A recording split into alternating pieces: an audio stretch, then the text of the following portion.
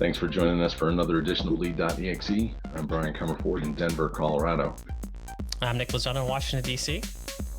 We're joined today with our buddy Jon Abboud, who's returning for a third guest spot on the show, and we'll talk a little bit more about some of the other things that we've got in store. Welcome, Jon. Thanks, guys. It's good to be back. Welcome back again.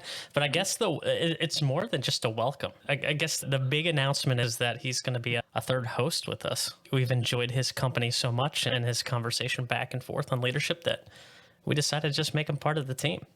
Well, I appreciate it. It's exciting. If you didn't know, now so. Negotiate my starting salary and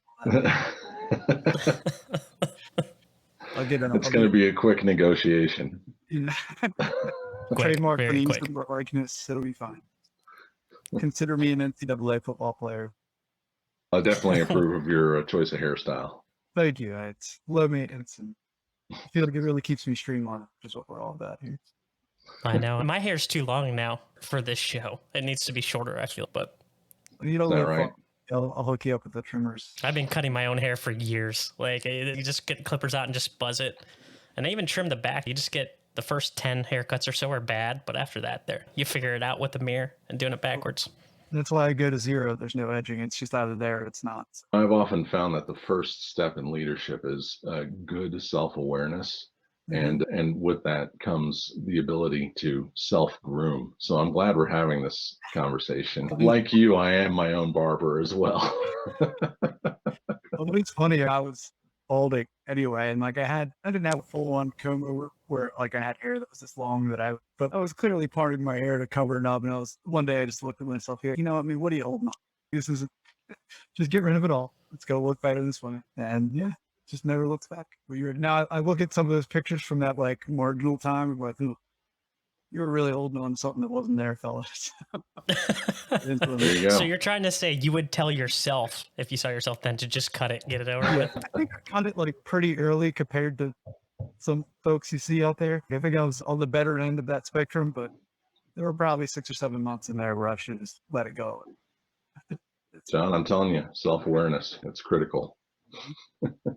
As my sweet, departed grandmother used to say, that the good Lord gave some people great hair, he gave the rest of you nicely shaped heads.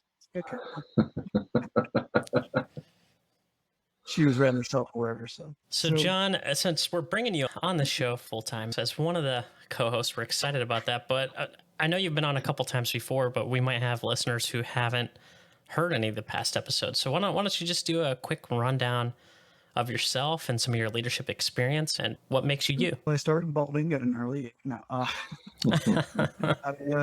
worked probably mostly in my life in the public sector. Started in the Marine Corps at a relatively young age as a 17-year-old recruit. Marine Corps Reserve. I just recently parted ways with the Marine Corps after about 15 years, give or take some months. We'll see if I ever jump back in and finish for my 20. But for now, I've decided to put that part of my life in a different box. I worked at a variety of federal agencies, at a variety of letters, from Justice Department, Veterans Affairs, Commerce Department. I'll leave out any of the specifics just in case I say anything stupid on here.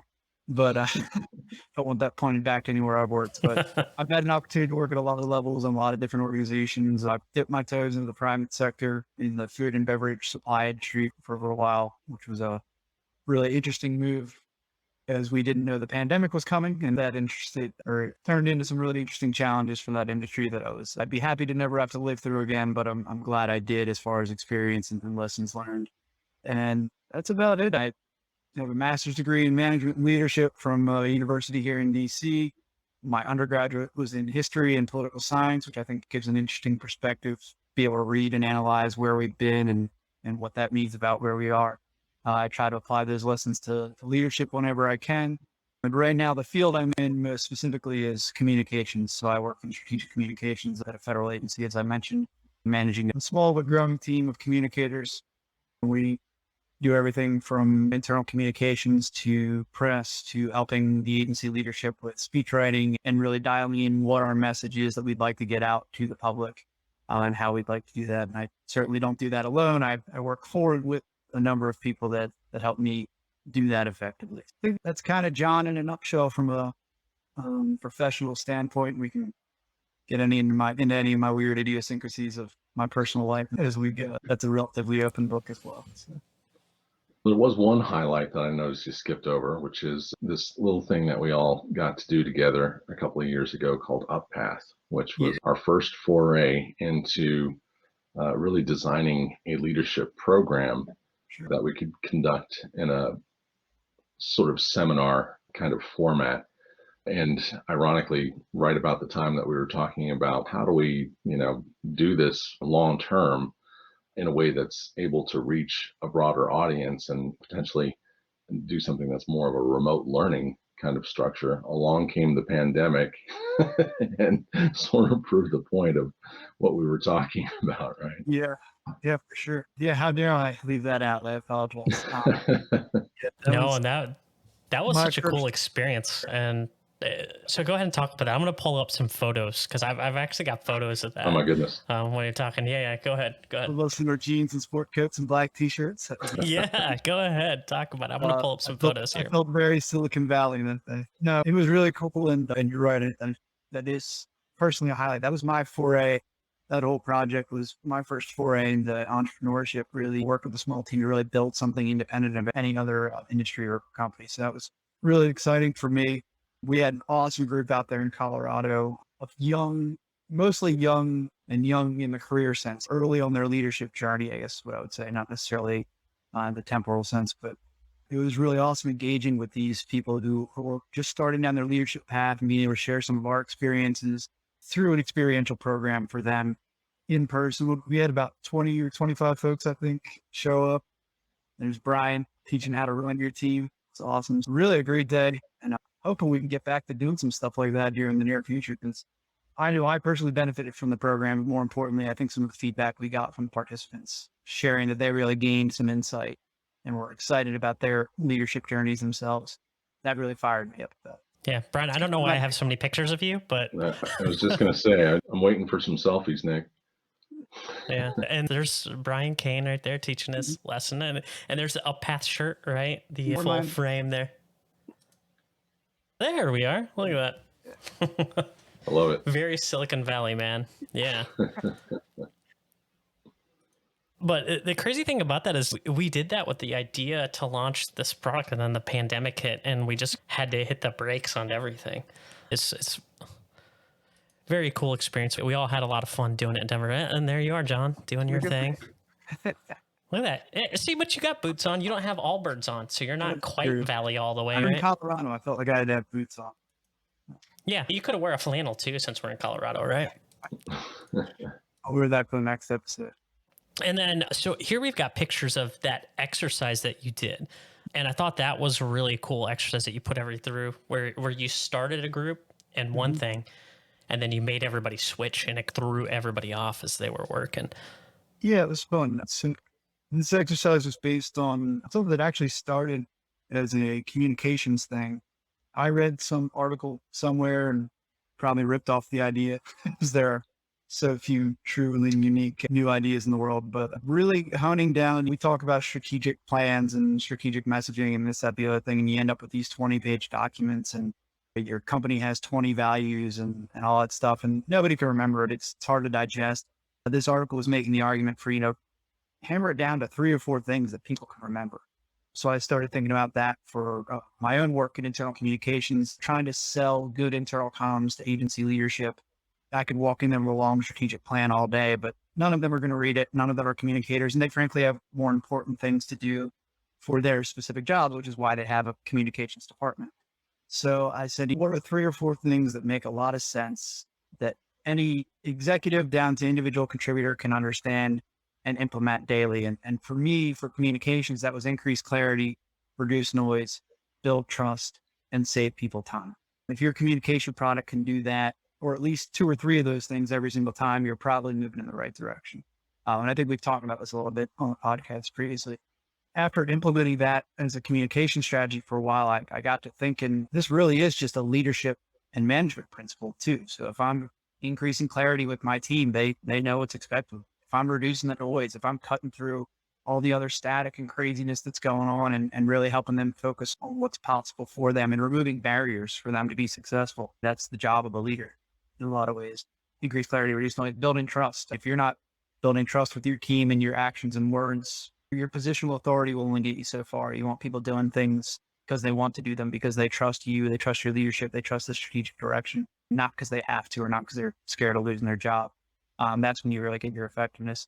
And then all those things together save people time. We're cutting to the chase. We're getting done what needs to be done. We're getting rid of all that stuff that's really just ancillary and not driving towards our mission. I mean, the interesting thing about save time to me is there's like a psychological aspect to it too. If you're increasing clarity, reducing noise, and building trust, people are spending a lot less time worrying about all those other things because it's clear and they know what's going on and they trust their leader. So I'm not wasting time worrying about, oh, am I doing a good job? Or is this really what I'm supposed to be working on? Or does my boss really like me? Or does my team really like me? If you're building an atmosphere with those first three elements, you're inevitably saving psychological time for people as well as in the very literal sense of getting things done. Anyway, that's the kind of deeper explanation of those four pillars of leadership that I try to ascribe to. I often fall short as we all do, but that turned into that exercise where we asked the participants, we broke them up in small teams. Okay, you tell me what increasing clarity means to you. You tell me what reducing noise means to you. We picked a leader for each team and they led the discussion. And then after the first one, we asked them all to move on to the next one. And, okay, what do you see here? What would you change? What would you add? I mean, by the end of it, we had one statement for each of those that was built by this larger group. And then we used that to springboard in some other discussions. So it was a really fun exercise. I enjoyed doing it. I enjoyed seeing people stepping up to lead. And the conversation was a lot of fun. Watch people get really animated, argue about. I enjoyed it. Yeah, it was a fun exercise. And what I really liked about what you did about it is because it's adult education. The last thing we want to do is, for those of us who went to college or done some type of corporate training, the last thing you want to do is stand there, sit there, while someone just reads PowerPoint slides to you. And you did your presentation, what, like 5 minutes, and it was instantly, hey, we're going into this. Yep. And then you instantly had people up and talking and moving. And I think that's so important in adult education of some point, is you got to get people interacting and moving with each other, or else it just floats off into nowhere. Yeah, I agree. And I think a lot of times when you do an activity like that, you realize the answers are within the group. You don't need the book. You don't need slides. And that was one of my takeaways from going to grad school. There was nothing content wise in grad school I couldn't have found online, or books I couldn't have bought. It was having those conversations with a cohort, with other people's experiences and learning from each other. That was where the real value lies. I think we all did a good job of trying to do that with all of our exercises. I think every one of us had a kind of experiential part of our program. I know, Nick, you did some negotiation stuff with the team. That was fun to watching people negotiate. Brian gave people this scenario where we have to right size this team and move people around the personnel board. And then Brian K had his design type thing, built a product together. Overall, it was a really cool experiential day, I think, for everybody. So we should probably dive. You guys did that day too, running my mouth about my stuff. No, I think it was, you spoke to it well. And certainly your approach with your own strategy around communication, I think it does carry over into some of the most critical areas. Communication is key, regardless of where you fall in the leadership chain. And certainly trust has been, I think, a key theme for all of us in a variety of our own professional relationships. You spoke well to it, and part of what I wanted to add on, particularly to Nick's comments about instructional design for adult learning, we recognized that different people have different different learning styles. And I felt pretty good about how we tried to bake in a lot of those different approaches. We had plenty of the visual, we had textual, we had experiential. All of those elements were put into each of the 4 tracks, and we gave plenty of breathing room too, because you can't just hammer it hard all day. I know some leaders love to talk about the importance of the grind, and the grind has its place, but there needs to be some flex in there also. You can't just keep going back to dish out more and more. Gotta keep hustling, right? Yeah, I heard Terry Gross interviewing Questlove the other day, and she said something to the effect of, if there isn't some flex time, that's built in as well. Sure, I agree. We talk about we So just can't keep grinding all day long, or what hustle culture, is that what it's called? when things work out the way that you expect them to, that's when you're a visionary. When they don't, that's when you're a hustler. I like that. I like that because we know as well in entrepreneurship, like sometimes stuff just doesn't work out. Look at everything we did with UpPath. We thought it was going to go gangbusters. We did our one test event, and we're like, okay, let's slot one of these up or two of these up for 2020, and lo and behold, 2020 became what it was. Like, I don't think we need to describe that, but it is what it is. Yes, That's what happened. But I 2020 had still different think, ideas in store. yeah, I still think there's value there to pursue it some more. There's definitely people there looking for the education, and we saw that when we did our testing. Some of the people came from larger tech firms who are like, "Hey, this is something exactly like we were looking for." So we're just sending our people here to explore to see what's going on. So I think it's important to just, like you said, test stuff sometimes, see what sticks to the wall, and when it doesn't work, you're hustling, right? I wonder if we're all hustlers until we become visionaries. It's like that. It's like that overnight success always takes 10 years kind of thing. Oh yeah. I think Yeah, it was Kevin Hart instantly says it took him 10 years to become an overnight success. Yeah, that's right. Yeah. So, John Acuff in his book Start talks about the importance of having a hustle, Mhm. and it's it's about an energy, quality of energy, in as much as it is what is it that you're trying to prop up on the side of whatever your quote unquote real gig is, Yeah. right? A side hustle. It's where are you driving your passion? How are you channeling that energy? And those things become self motivators. And I think we all know that hand in glove with leadership characteristics comes the importance of having enough motivation that you can be a self starter, Mhm. right? That you can continue to be a life learner, all of those things, so that you can cultivate those passions. I think Yeah. you bring up a good point, Brian. Like, so the idea of side hustle, right? And we've gone through the pandemic and this, what are they calling the huge resignation, right? Where people are resigning from their jobs and moving on to new ones. And this idea of a side hustle, as a leader, what are both of your thoughts on having an employee who has a side hustle? I know there's times where it's probably not okay, where you're in the same industry, poaching clients from your current work, but what are each of your thoughts on an employee, someone you're leading, having a side hustle? I'd be curious what your takes are on that. Yeah. I think first, just one quick comment while we talk about hustle in the broader sense. And Brian wrote the book Start, which I haven't read yet, but what you described of it is rings true for sure. Is that it sounds like you were talking about channeling that energy. You know, sure, you can hustle, you can grind all day, but are you grinding on 70 different things, or have you really clarified what it is that you want to hustle towards? And I think that's where a lot of this "I'll sleep when I'm dead." We were joking about Silicon Valley, but that's where I hear it referenced a lot. You just work all the time, blah, blah, blah, do a million things. It's not really a useful use of anybody's energy. So you got to decide for yourself what it is that maybe it's a short-term goal, right? Maybe it's just, maybe your first goal is just to figure out what the heck it is you want to aim at. And then, okay, next step. So you can make small adjustments towards a bigger aim. You don't have to figure out the whole end product, but to the extent possible, begin with the end in mind, even if that end is a short-term goal. So that's my first comment on hustling. As far as employees having a side hustle, to me, I don't have a problem with it. As a manager, as a leader, if you're available when needed, within reason, and a normal work day, and you're getting the job done, I don't. I have to sign timesheets and they have to read 40 hours a week and 80 hours every 2 weeks and et cetera. But functionally speaking, if it helps you to take a 20-minute walk with your dog in the morning and answer emails afterwards, and if that gets the job done, I'm not going to be nitpicking every minute of your day. So as long as the quality and quantity of work isn't suffering and you're pursuing passions on the side, that's great. As a Marine Corps reservist all these years, I had a mandatory side hustle for, more than a decade. Um, I like to see it as that, yeah, sometimes these things interfere with each other. But that's just a challenge on the individual to make sure you're managing yourself appropriately within the time that you have. But I also felt that being good at one made me better at the other. I wasn't Marine Corps all day, all the time. So I learned some other things from these other places I worked with, these other people I interact with. And we could bring those ideas to the Marine Corps.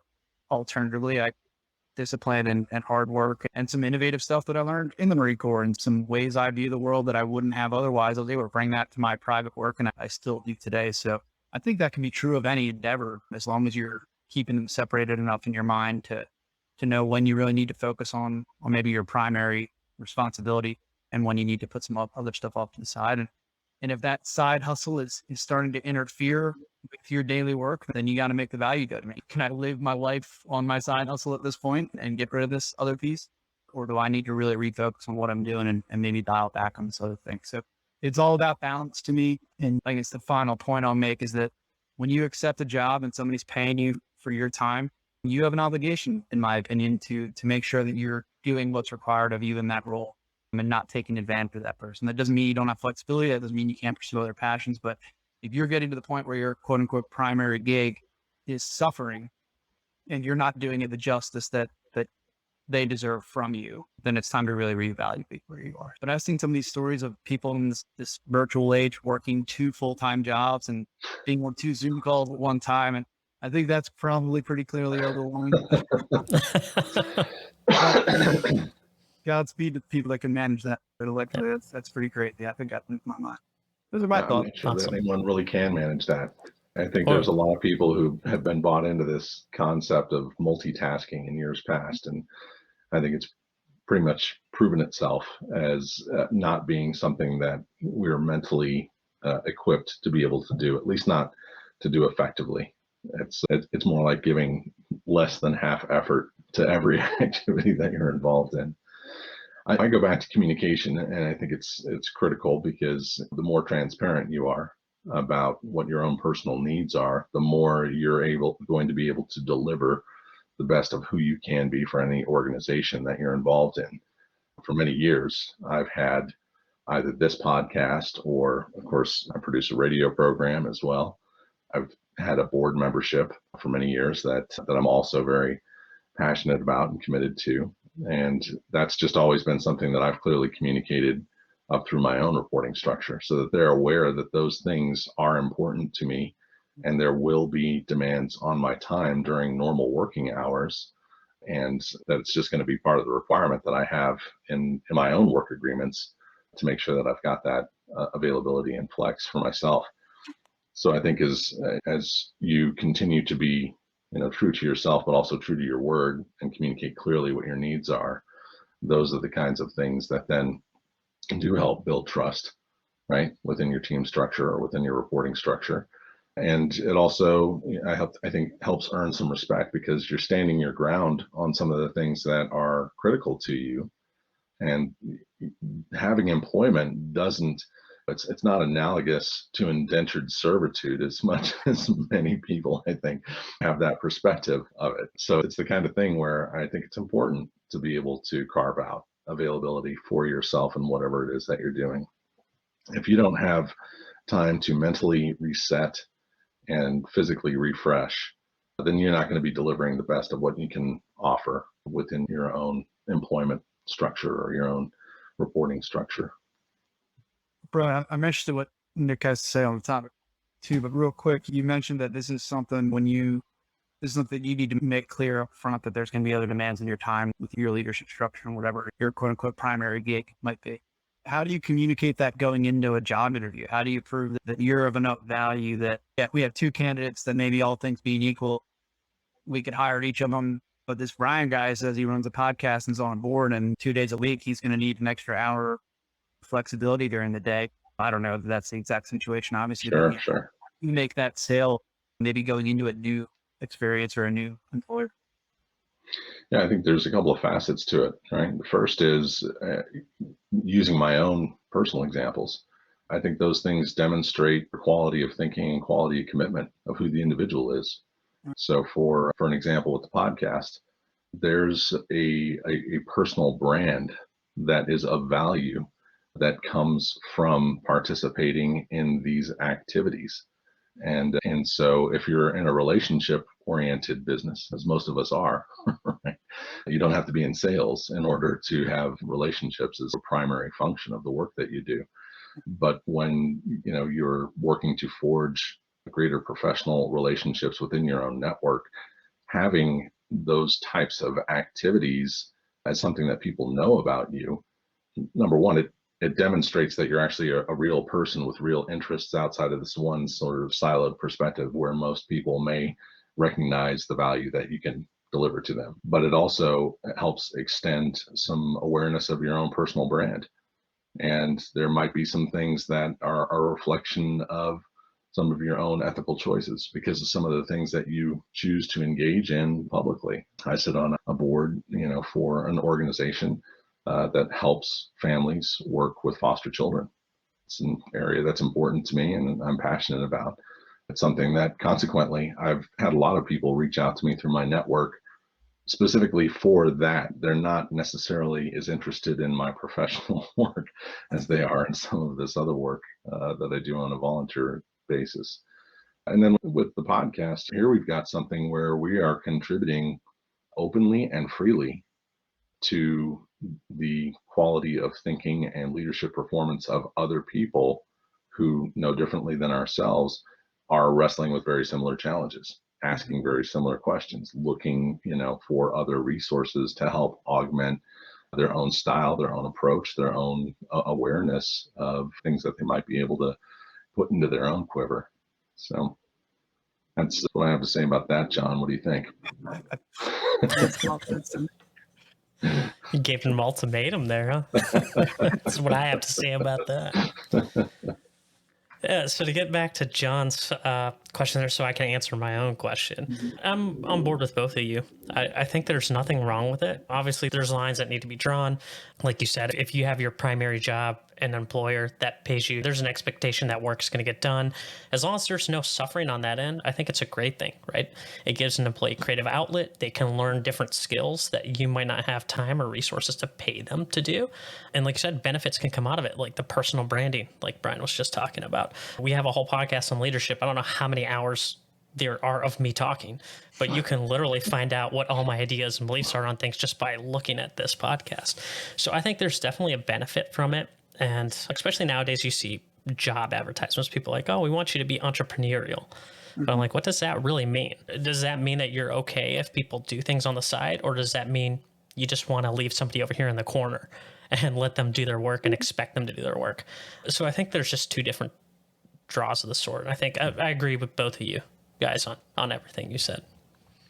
I think there's also a consideration going back to your point. So say you're in a scenario where you're actually interviewing, you're a finalist for something, and you do bring up some of these things, and you've got a prospective employer that says that's going to be a problem. There's a pretty strong indication right there. This might not be the right gig for you. The number of times that I've heard people in a variety of industries talk about the importance of entrepreneurial thinking, and then when you demonstrate it, they are very resistant to any kind of creative thought process that might actually evoke some change. But I think there's a sort of precaution that you need to keep in the back of your mind when you start hearing buzz terms that get thrown out there. There are a lot of B-level managers, right, who tend only to be able to gravitate towards hiring C-level people and below, because that's what they are capable of controlling within their authority structure. A-level managers are always looking for A-level players and people who may actually supersede their own capabilities or knowledge in roles, because if you're an effective leader, then ultimately you are hoping to lead people beyond what you can deliver them, right? You actually want to retire yourself in the process of providing quality leadership. That's a true mark, in my opinion, of success as a leader, when your own direct reports have outgrown your need for leadership. Right. And that often signals that maybe you're ready for the next level of leadership too. There's that old saying that maybe it's not a saying, I'm trying to come up with the exact phrasing, that the true evidence of your leadership is what happens when you're not there. Team continue to run. Do they understand the end goals and all those sorts of things? And are they stepping up to lead?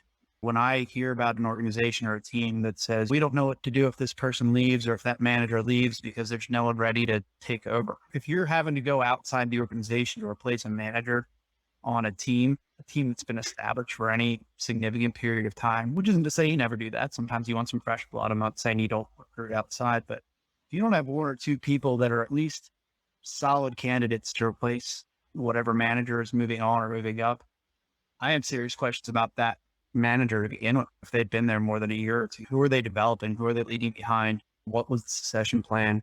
What got done while they were there? And those are serious questions. And you see it a lot in a lot of organizations. Nobody's ready to step up. Well, then what have you been doing for the last 5 years if nobody's ready to step up?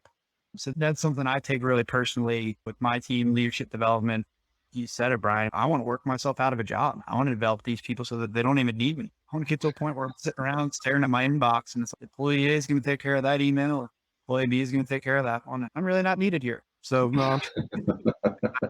mortality here. I guess it's time to move on or move up or find a new challenge. I think that should be one of our goals as leaders, is to really get to a point where we don't even need to be there because we've empowered and educated the team so well and hired good people. I think that's an excellent point too, Ryan. Don't be afraid of hiring people better than you. You should want to hire people better than you. Should want to hire that person who you think might take your job, not a backstabber or a small P politician, but because they're good enough and they might do it one day.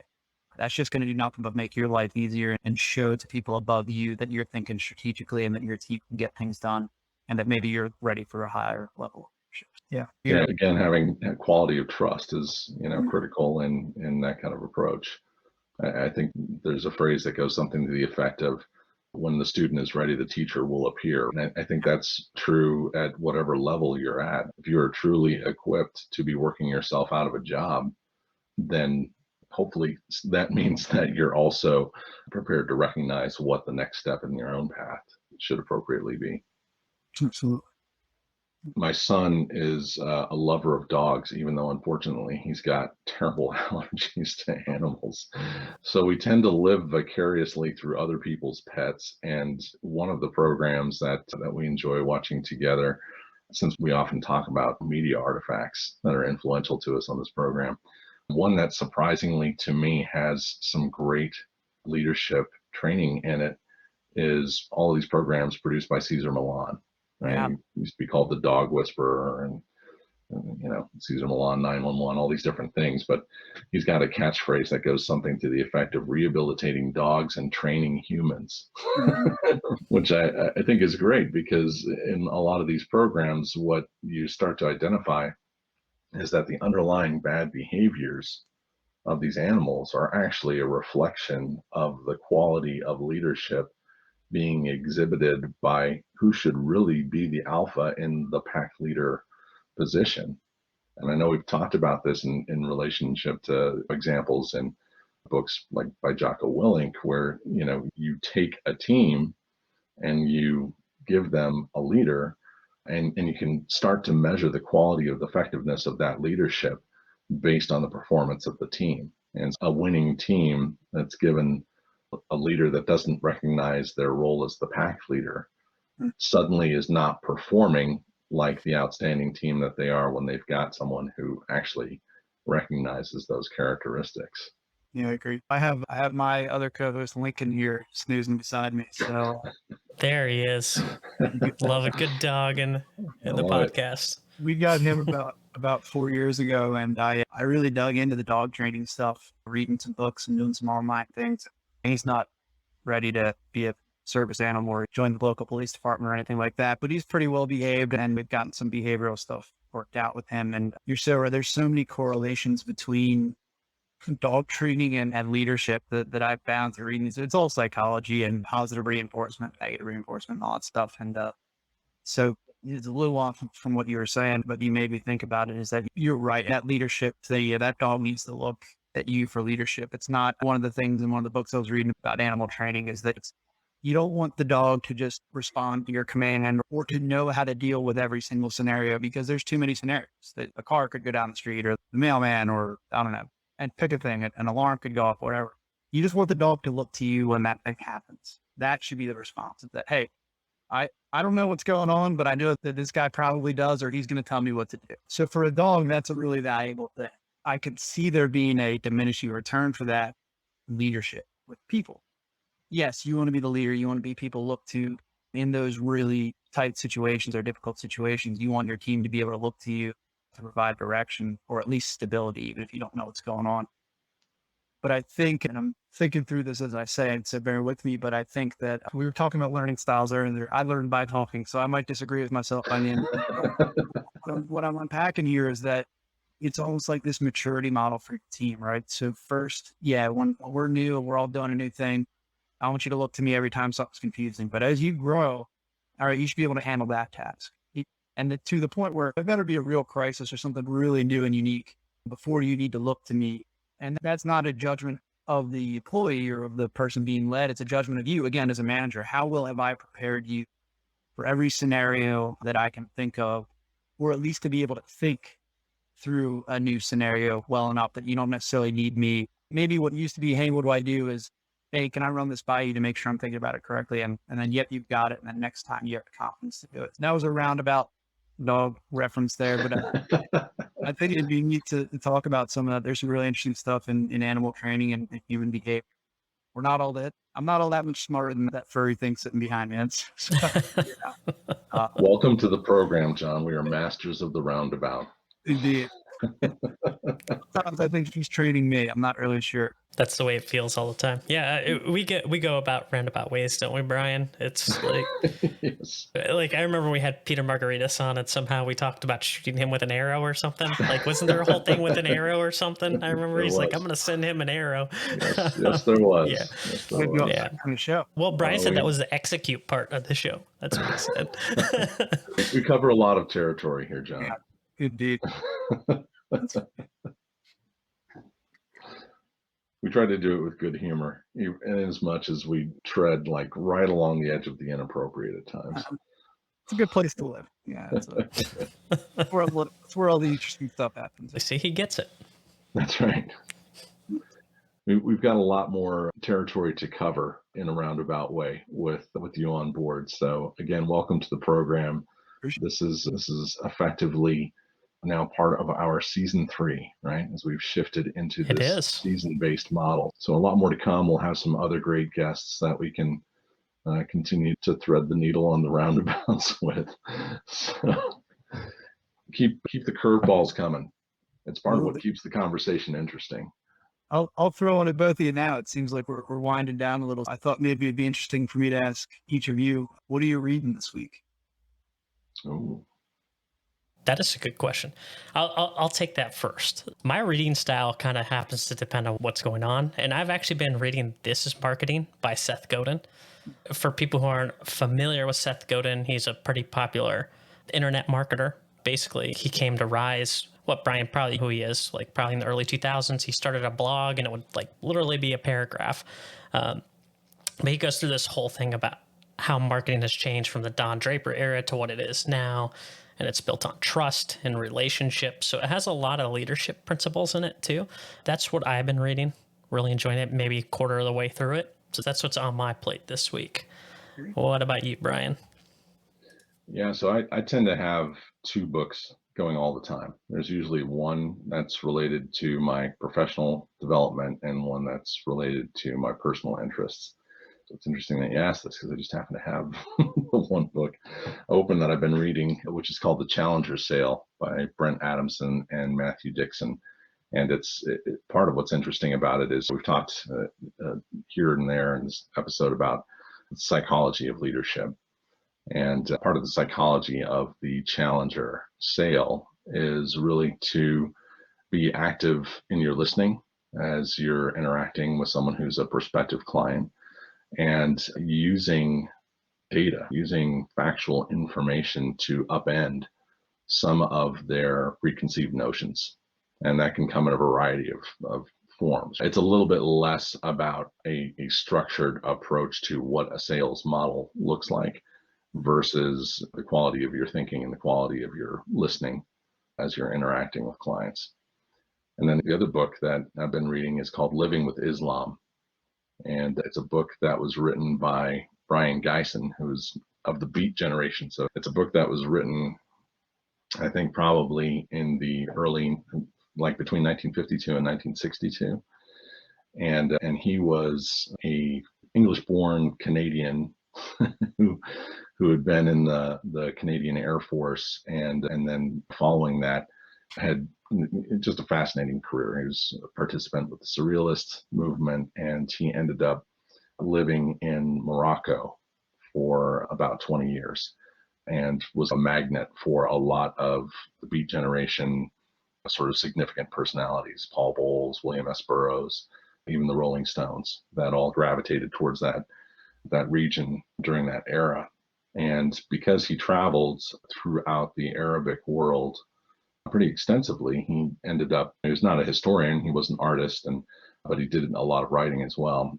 He ended up writing this thing that's actually a really incredible historical perspective on the contributions of the Arabic world and how Islam factors into that.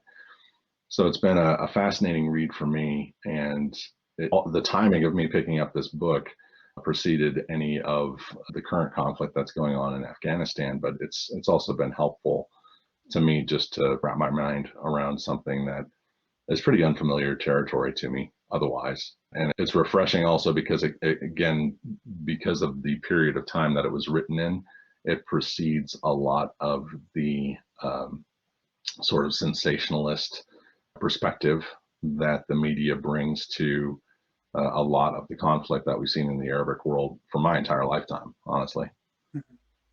Cool. Interesting. And it's always cool when you pick up a book, maybe even somewhat randomly, but you realize how many tie-ins, especially with, I mentioned I'm a history kind of nerd a little bit, but you can find that historical perspective that's helping to inform what's going on today. I always think that's an interesting tie. What about you, John? You can't get out of your own question. You gotta. So I actually just finished, this was not a setup, but it's sitting on my desk. Not Pulls Away by Ryan Holiday. It's a book on Stoicism, essentially. Decent read, some interesting stuff in there. I enjoy it. I'm trying to read a little bit more into Stoicism and practice it when I can, or at least a modern version of it. And that this discussion on Stoicism has my boss is a big Winston Churchill fan. So he's recommended a few books to me. And in talking about Churchill, I was reminded of this quote from Churchill about never give in except to, good sense and courage, honor and good sense, or something like that. Don't give in to anything else. I'm butchering the quote. So I was reading that speech that he gave, which led to a poem by Rudyard Kipling called If. And it's a really excellent poem. So I've been reading that and digesting it a little bit. I heard on a podcast from a gentleman whose name I don't even remember about the value of poetry. And I don't read a whole lot of poetry. I don't even read a whole lot of nonfiction. I'm playing around with some more famous poems, seeing just, it'll probably be a fleeting fad. The poem If by Kipling, I highly recommend it. It's really interesting. It's a good perspective on life. So I will not deign to try to recite it here. I think I've already forgotten most of the lines, but it's really interesting. So finished The Obstacle is the Way. I also finished The War of Art by Stephen Pressfield. Book I've been doing, his chapter a page or two long in that particular book. So I've been reading that about a day at a time for the last couple months, and I just finished that this morning as well. So two interesting books and a little foray into some poetry that will likely be short-lived, but it's interesting. And that's what I got on my plate. Maybe you can add to your list of poetry 100 poems by the Japanese by Kenneth Rexroth. Okay. It'll, I think, tie into your interest in Stoicism as well as poetic brevity. Yeah. That's actually one final roundabout while we're here. While you were talking, Brian, we were talking about history and stuff. Nick, I think you read the Book of Five Rings. I sure have. Yep. Brian, you have as well. Musashi. I believe it's from that book that says, when you know the way broadly, you see it in all things. That's correct. Yeah. I was just thinking about that when you're talking about history and the books you're reading and how you might apply them today. You can really find leadership, or whatever your thing is, you can find it anywhere once you learn how to look for it. As you say, when the student is writing, the teacher will appear. That's my roundabout to close it out. That's great. What a way to conclude. I love it. That's a perfect ending. So then welcome aboard. So if people are looking for you, John, where can they find you, get a hold of you, other than this great program? You can find me on LinkedIn, John Abboud, ABBAUD. Otherwise, I am relatively quiet on the other social media forums. I actually try to not look at those.